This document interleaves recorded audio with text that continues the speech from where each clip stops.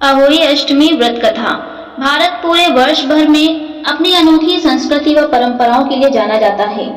यह देश त्योहारों का देश है और यह सभी त्योहार हमारे संस्कारों तथा वैदिक परंपराओं को आज की पीढ़ी तक पहुंचाने का एक माध्यम है।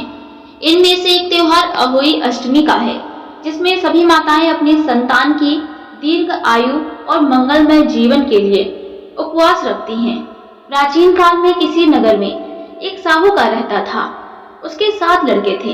दीपावली से पहले साहूकार की स्त्री घर की लीपापोती हेतु मिट्टी लेने खदान में गई और कुदाल से मिट्टी खोदने लगी। प्राचीन काल में किसी नगर में एक साहूकार रहता था। उसके 7 लड़के थे। दीपावली से पहले साहूकार की स्त्री घर की लीपापोती हेतु मिट्टी लेने खदान में गई और कुदाल से मिट्टी खोदने लगी। दैव योग से उसी जगह पर एक सेह की मांग थी। सहसा उस स्त्री के हाथ से कुदाल बच्चे को लग गई, जिससे सेह का बच्चा तत्काल मर गया। अपने हाथ से हुई हत्या को लेकर साहूकार की पत्नी को बहुत दुख हुआ, परंतु अब क्या हो सकता था। वह शोकाकुल पश्चाताप करती रही। अपने घर लौट आई। कुछ दिनों बाद उसका बेटे का निधन हो गया। फिर अकस्मात दूसरा, तीसरा और इस प्रकार वर्ष भर में उसके सभी बेटे मर गए। महिला अत्यंत व्यथित रहने लगी।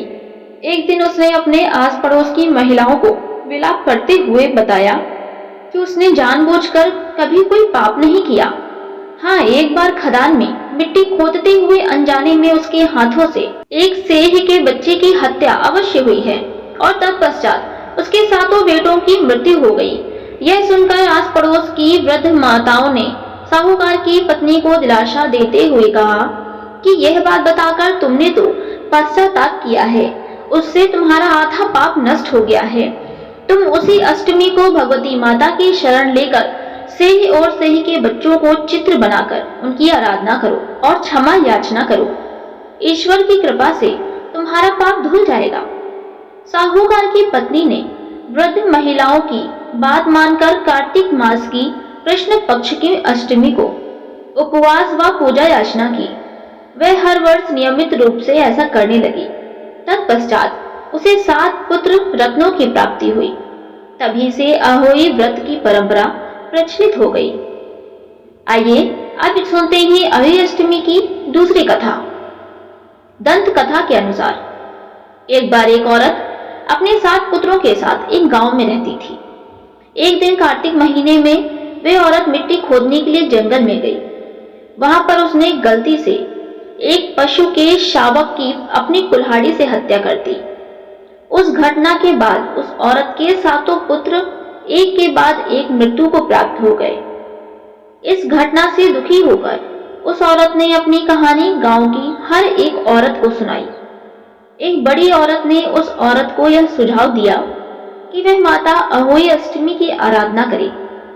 पशु के शावक की सोते हुए हत्या के पश्चात के लिए उस औरत ने शावक का चित्र बनाया और माता अहोई अष्टमी के चित्र के साथ रखकर उसकी पूजा करने लगी।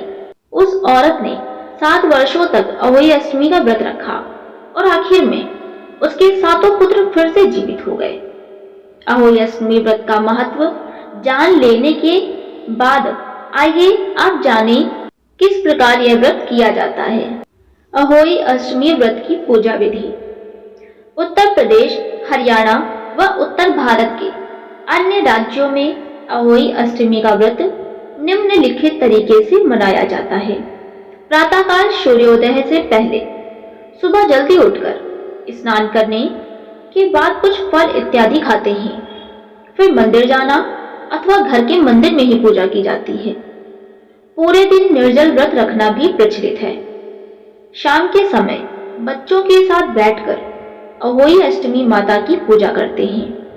दीवार पर अहोई अष्टमी माता की तस्वीर बनाते हैं तथा एक कैलेंडर लगाते हैं। शाम को तारा निकलते ही उसको जल व खाना अर्पण करके ही व्रत खोलते हैं। अहोई माता की जय। दोस्तों, उम्मीद करती हूँ वीडियो पसंद आई होगी। वीडियो अच्छी लगी हो तो वीडियो को लाइक करें। चैनल पर नए हो तो चैनल को सब्सक्राइब जरूर करें। धन्यवाद दोस्तों।